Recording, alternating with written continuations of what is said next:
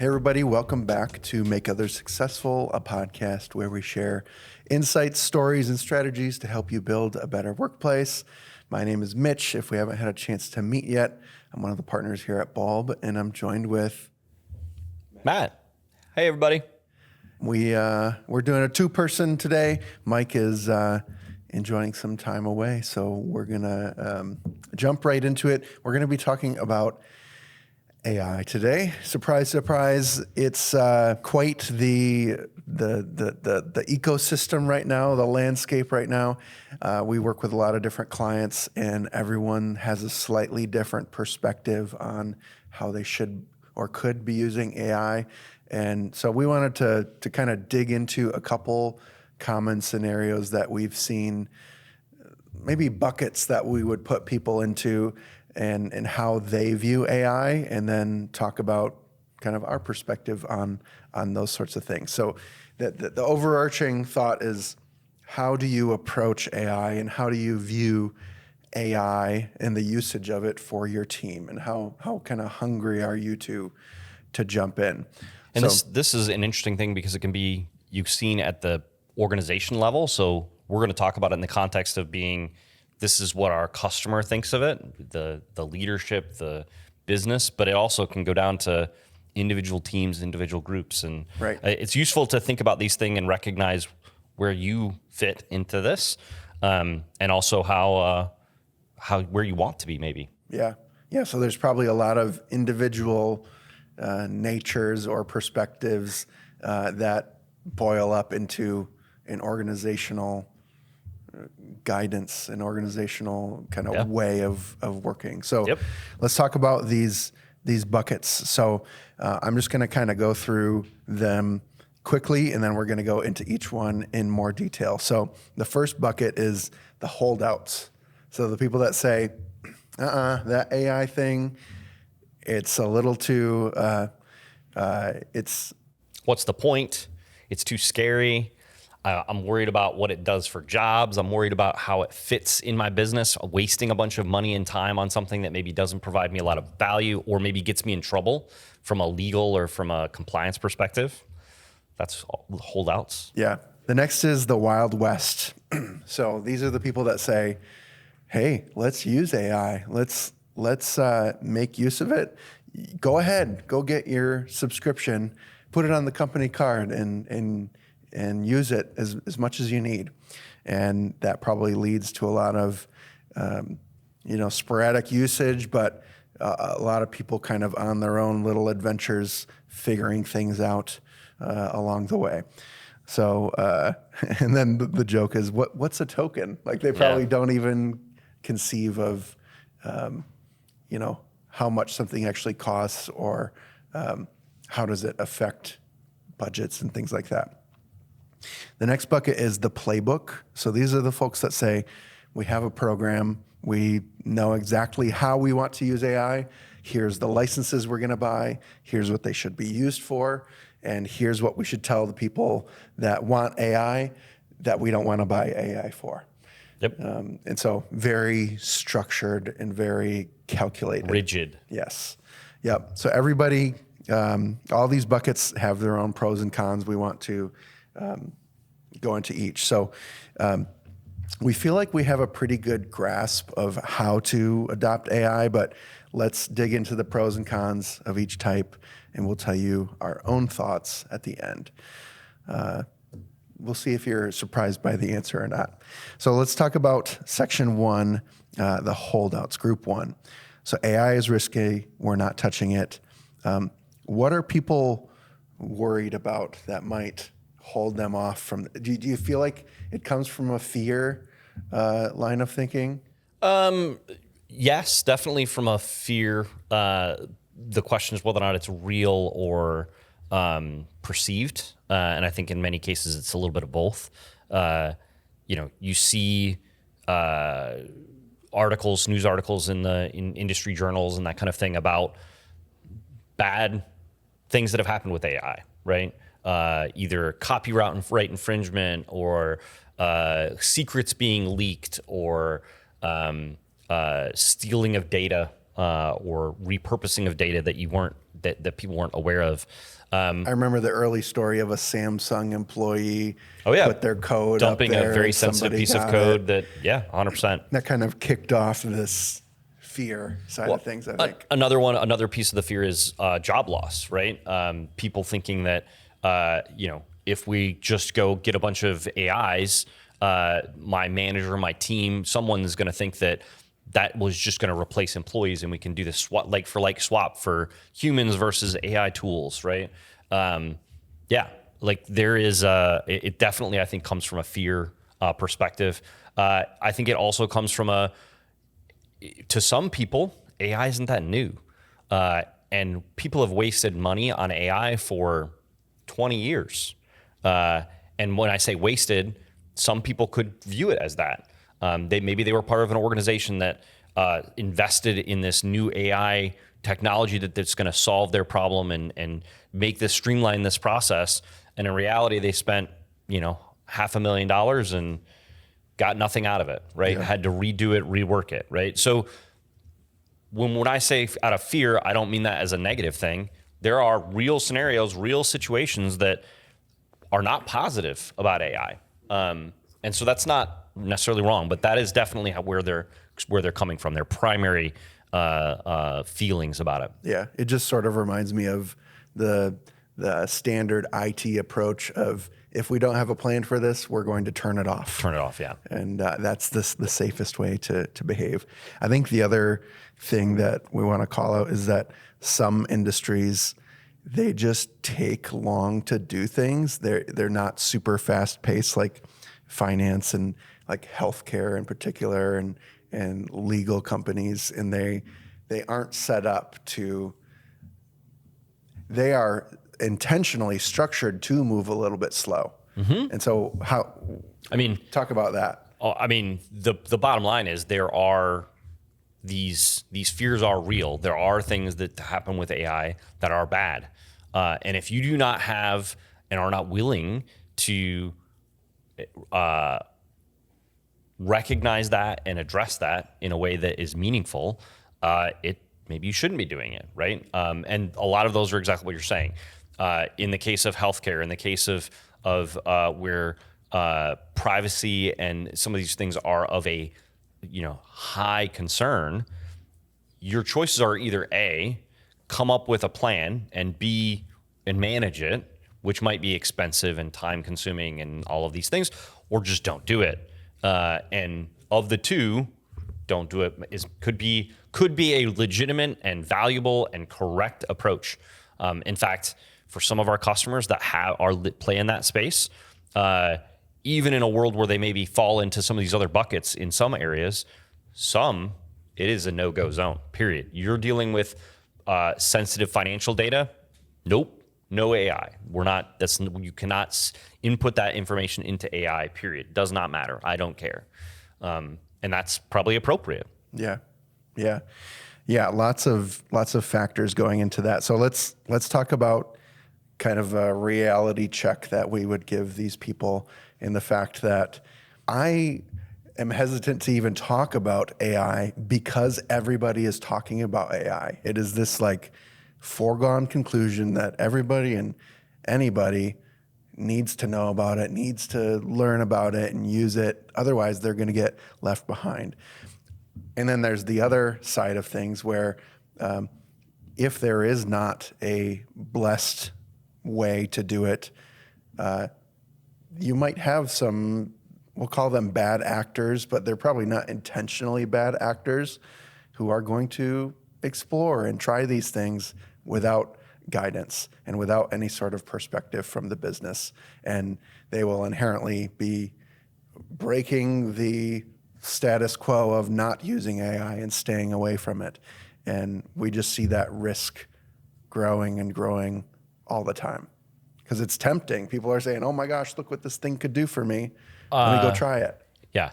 As I said before, AI is a lot of different things. You cannot get away from it. AI already was here before the current wave of AI, and it's not going to go away. Every tool, every feature, or every tool set is building in AI features and building in AI capabilities. You cannot get away from it.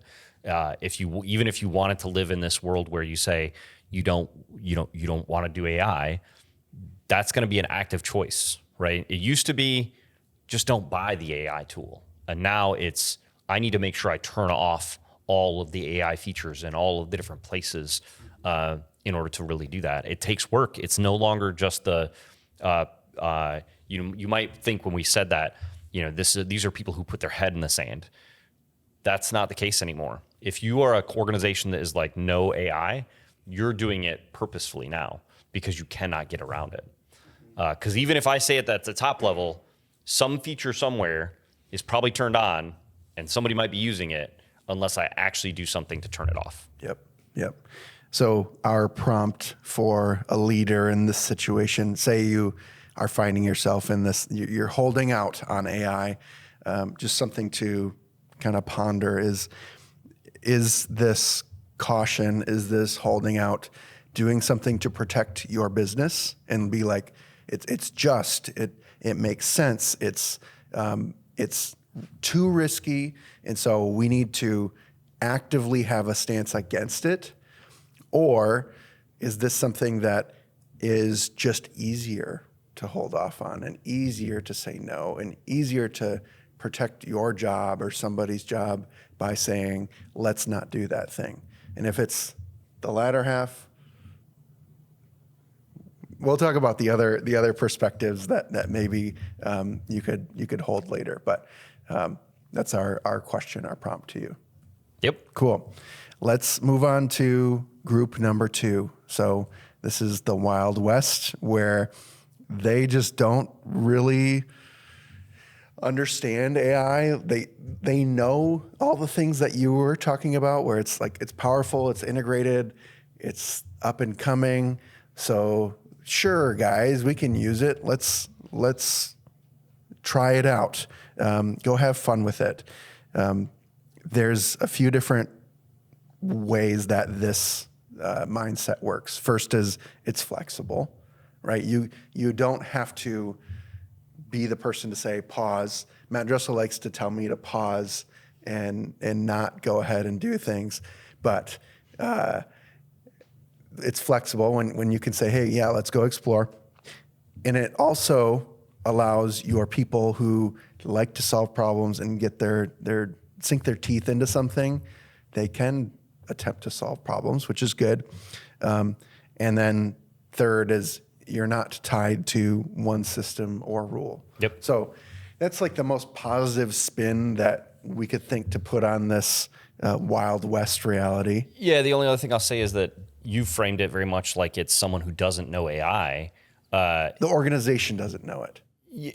Even if the organization does know it, they've bought into the idea that bleeding edge is the most important thing. Having the latest, greatest, most updated, available option in AI is the thing that's going to make them a winner, right? In the AI landscape. That's the mindset that you're seeing, right? That could be because they don't understand the challenges related to that. That could be because it truly is valuable to them. I don't know. We've had some customers where having access to the latest and greatest was enough of a value add for them that the risk of letting people do more is good. Yeah, where they chose a completely different platform than they might have if they had a different bent. Yep. And like that's okay by definition. Yep. It's just different. I think there is a few ways that we've seen this problem go wrong. One, it can cost a lot of money. So A lot of money. AI platforms in general want to get you to, like, it's like any other business. Sign up for a bulk, discount on all these tokens, and then your people are spending less money. So like, if you know you're going to be spending a lot of money, it can make sense to have a little bit more of a collective, offering, right? Yeah, but it also is a problem of usage. Everything is going to usage base at some level, at some stage, and that is an unpredictable thing, number one. And number two, let's define that. So instead of buying a bank of, you can use these many tokens, who knows what tokens Well, or really just are. saying like what for a little while, it's like I pay for this per user license and I can use as much as I want. Yeah. Unlimited, Yeah. use as much AI as you want, right? And it literally was like you could be doing stuff in AI almost unlimited and no problems, right? Now it's almost everything is, great, you bought this much for a month, that gets you this many tokens or this many credits or this many whatever that might be, and then you can use that, and that goes a pretty long ways. But when you run out, you got to get more. Yeah. And or true usage. or of, total usage of you pay Good, for what you use. Do what you want to period. do. We'll Yeah. send you a bill. Yep. Don't worry about it. And you don't even know when you put in the prompt how much that's going to cost. That Right. could be a $5 prompt. That could be a 2-cent We'll tally prompt. after. We'll let you know. No problem. But it's the hidden cost is the other piece that is missing as well, right? Because once you start using this AI platform, your data starts going into a place that you now need to manage, and that is a area and a way that people don't often think about it. We talk about it a little bit later, and we're going to get into it more detail. But it's not just the cost of the license, training, adoption, management. Like there are real costs when you go from. It's one thing to have one person, one time, use a cool thing to do a cool project and then be done. That's one thing.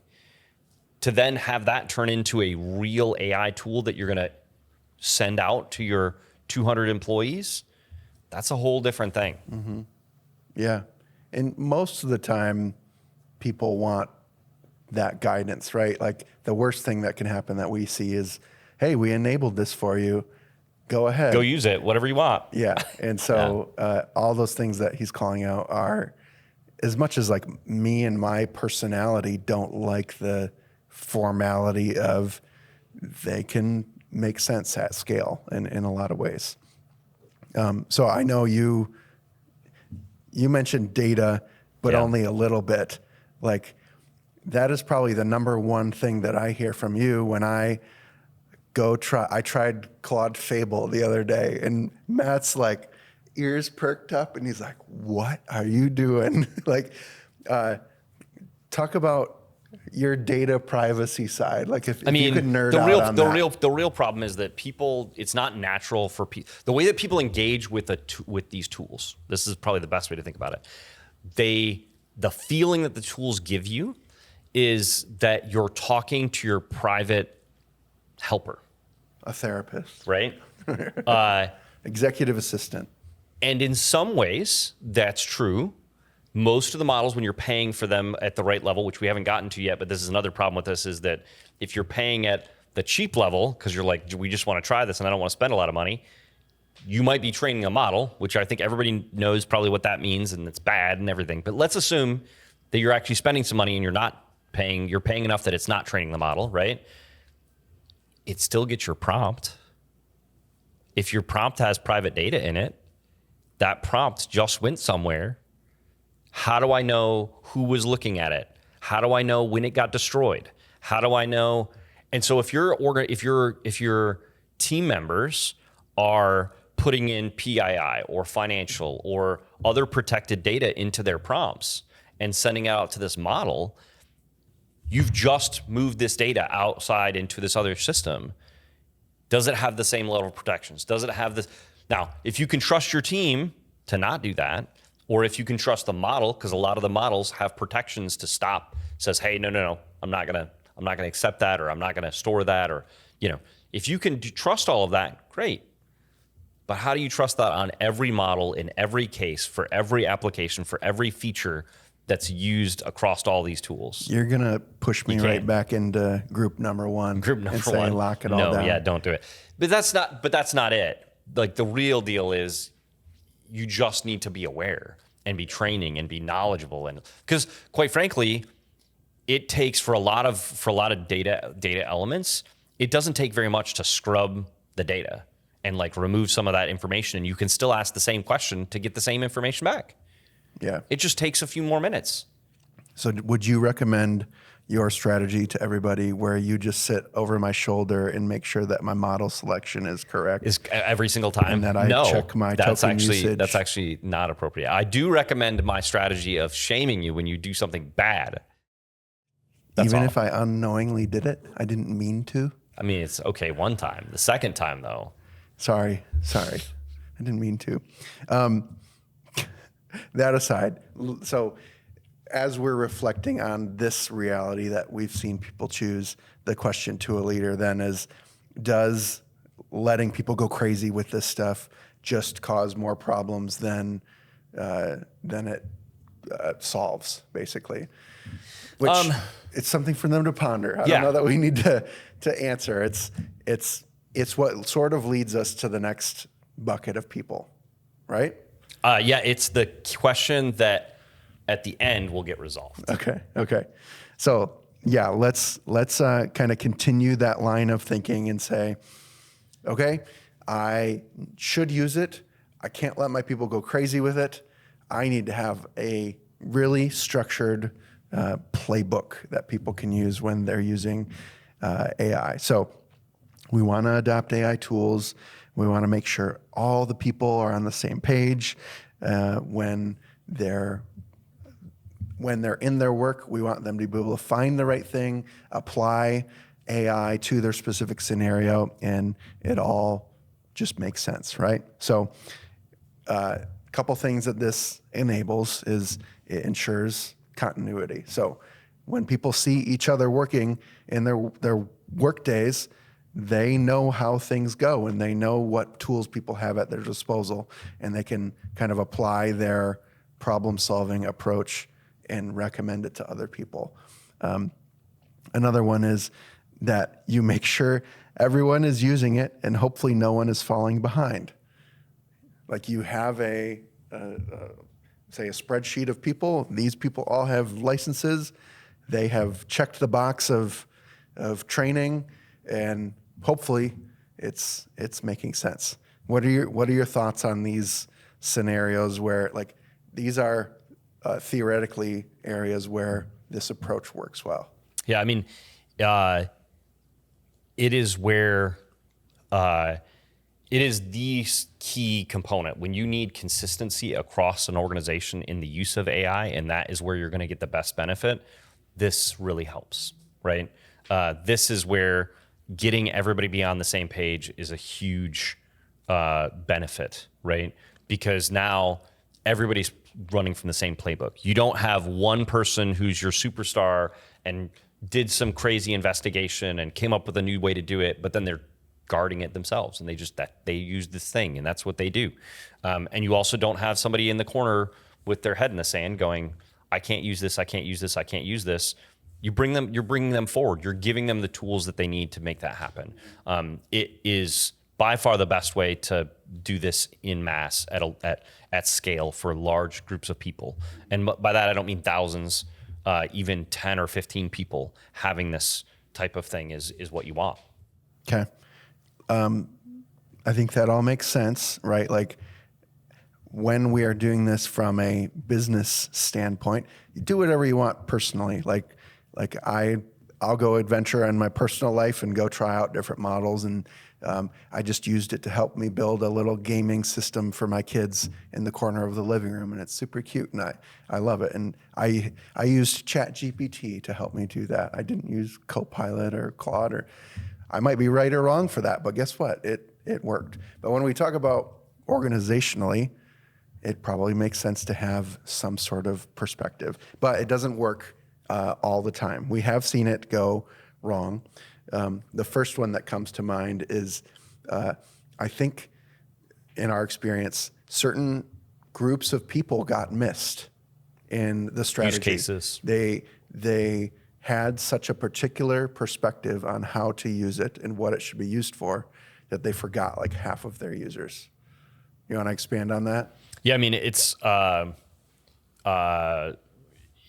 is difficult to get that right for everyone across all of the things. If you don't have if you don't focus on the common goal that you have for your organization and for your team, and then provide outlets to be able to go, oh, this group of people, they are going to be the explorers, the trailblazers in what they're doing. It creates problems. You end up either trying to create something that only works for the trailblazers or something that only works for the people who are working day to day, or only the people who can never use AI because they're using always private data. And then you kind of miss the mark. So you need to have a multi-pronged approach. And if you choose just one, you likely will end up with a problem. Yep. Yeah. And I think there's also an aspect of when you write something in stone like this and take the time to formulate an opinion and a playbook and training, and all of a sudden, new model gets announced tomorrow, and what do you do? It's all of a sudden 5 times better, and you're like, shoot, do we want to do all of this again? Right? Like that will continue to happen for the foreseeable future. Yep. It's a tough reality to sign up for. And then I think, like you were talking just about flexibility, like some people need to try different things and try different skills, different models, different tools that might work better with either their specific job or data that they need to work with, or different tools that they need to integrate with, and things like that. And then it all obviously comes to the ground when training isn't involved. When people say, great, this is how we're doing it. We have signed off. We bought all of these licenses. Here's what we're going to use them for. Go ahead. Without the actual like hands-on, here's what you need to do in order to feel what it's like to use these tools. We have seen that fall down. And usually it comes out as a symptom of, oh shoot, people aren't really using this, maybe we need training. I think we're suggesting attempt to not make it an afterthought. Yep. Okay, so the question for leaders that we have for this group of people is, did you make an informed decision to choose the right tools, or did you pick something quickly because you had to? And sometimes speed, like I was talking about, sometimes this is a little bit of a trick question. Like you do have to pick quickly, but it should be a certain amount of informed, right? Yeah. Well, it also is a part of the whole conversation is that the AI world is changing so fast.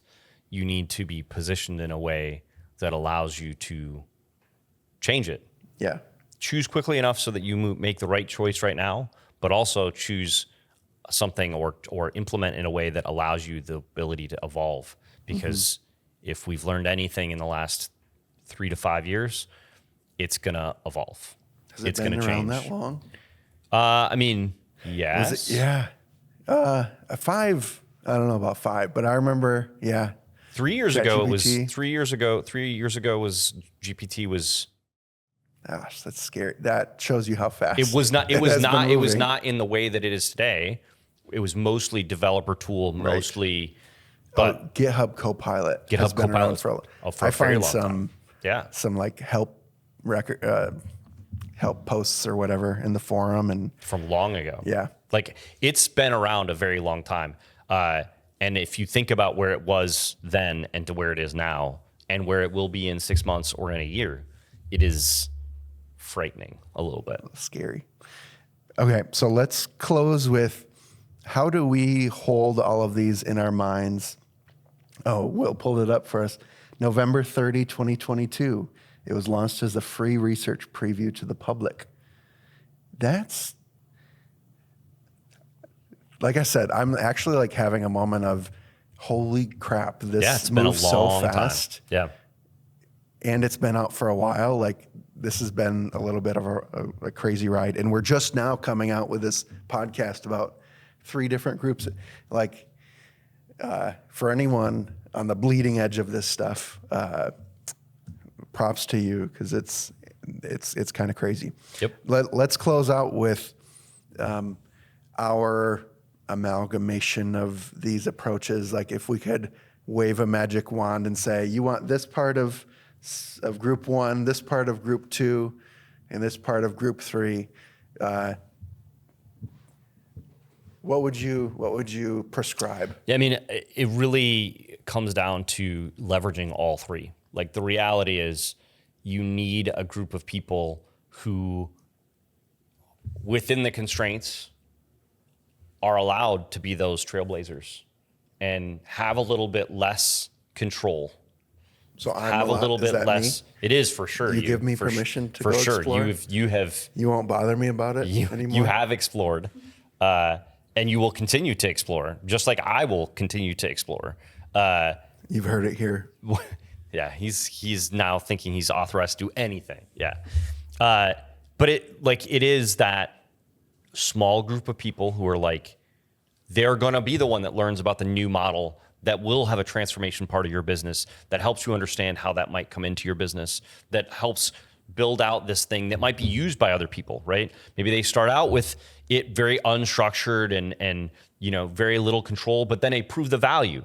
Yeah. And then it turns into, we should invest in that and make that something that the rest of the organization. And that's the second group. Hold on. Historically, we would label those people like champions. Champions, right? Trailblazers, whatever it is. And we're not saying it's not all the way the wild, wild west. It's not, you can do anything anywhere, but it's way less controls. From my experience, the hardest part that I have found in that is because I want to try things and figure things out, I am way less likely to stop and articulate a perspective and say, here's how this should apply to our business. Yeah. And that part is really, really hard. Yeah. Yeah. It's work. Yeah. But I think that's an important part of this, right? The second group is probably the other end of it, which is like, we are, there may be, so in some organizations, this may never be a group of people. But I think in most organizations, there are going to be a smaller group of people that are like, they deal with our specialized information, and I never really there's very few scenarios where I want that to get out anywhere else. And so there's going to be way more controls, and they're not going to be using the bleeding edge technologies, and they're going to be doing what is needed to keep this thing going, right? And having it be secure and in a box, right? And I think that's a totally fair group of people within an organization. Like I said, I think in most organizations, there may be very few or none of them.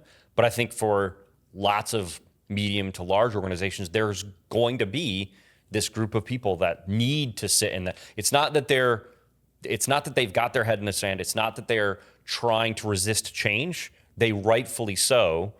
It should move slower for them, right? Then there's everybody in the middle. Well, I want to give an example of that group. Some people are in a ditch with a shovel. I don't think they need to understand bleeding edge AI, right? But they may need to use it for something. Yeah. Expense reporting or for something else. To write up their next resume. But it should be only certain features that they're doing. On the other side. No, I'm going to keep. Okay. Keep at Are it. they missing something? Would you ever say somebody should never use AI, or they are not missing out from using AI? I think it is. I'm going to hot take.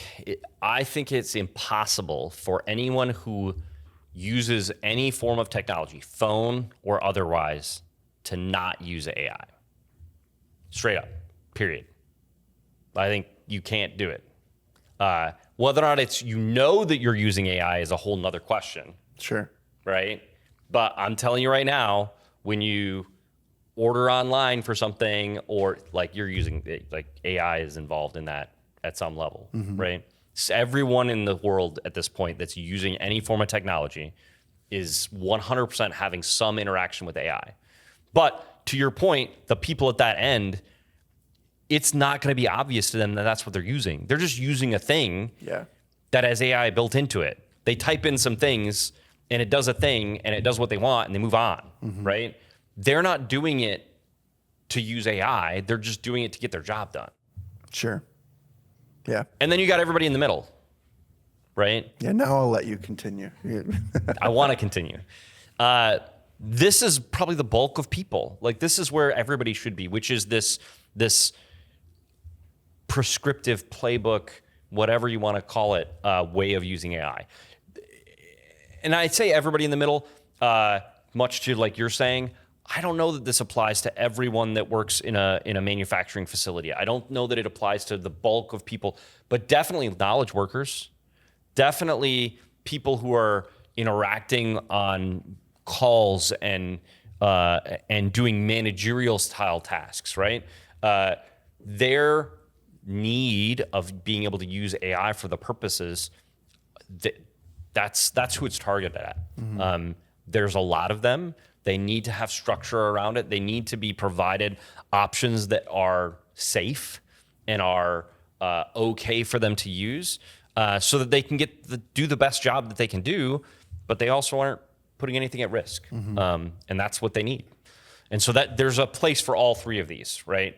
Different zones. And I think that group is the group that needs, like, I don't want to generalize too much, but training the most, where they need to see something applied to their daily work so that they can say next time that they need to do that. It's really interesting because I would hesitate to call it training as much as they need to gain a new personal skill.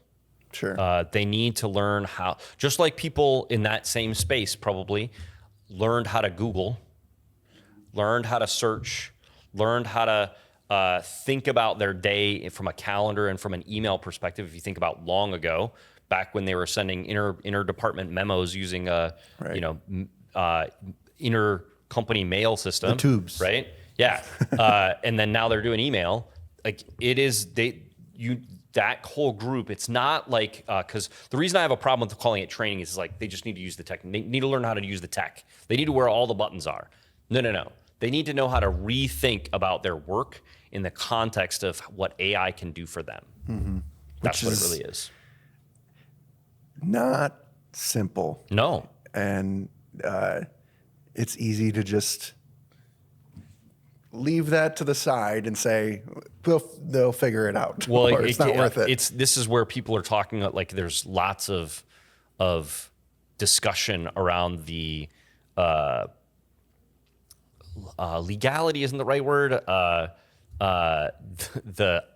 The concept of I'm going to fire you unless you use AI. You must use X number of AI credits, otherwise you get a PIP. I have a lesson in one of my courses that talks about this. It says, be an adult and recognize we're all adults. And I can tell you, you need to do this or else I'm going to fire you. Yeah. It's an interesting way to think about trying to force I don't like the situation because it doesn't get at the heart of the problem. So no, when you want to enable someone with something, the last thing you want to do is take a stick and beat them down with it. Yeah. Yep. Yeah. So welcome to our world, folks, where we need to encourage people to use these tools, but not beat them in the head with a stick. Yeah. That's our bread and butter. Anyway, I appreciate the perspective.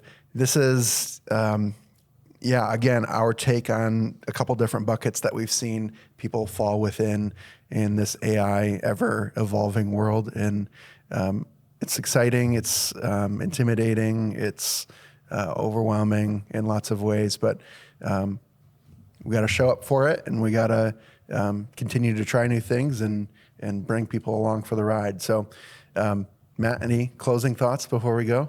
No, I think we covered it. Cool. We would love your feedback on this. What sort of perspective does your organization have? Yeah. Are they jumping in with both feet? Are they overwhelming with process and security and IT administration, or somewhere in between? We'd love to know. Please share your thoughts over at bulb.digital/feedback. But for now, we'll let you go. Thanks for listening. Thanks, Matt. Thanks, everybody. We'll see you soon.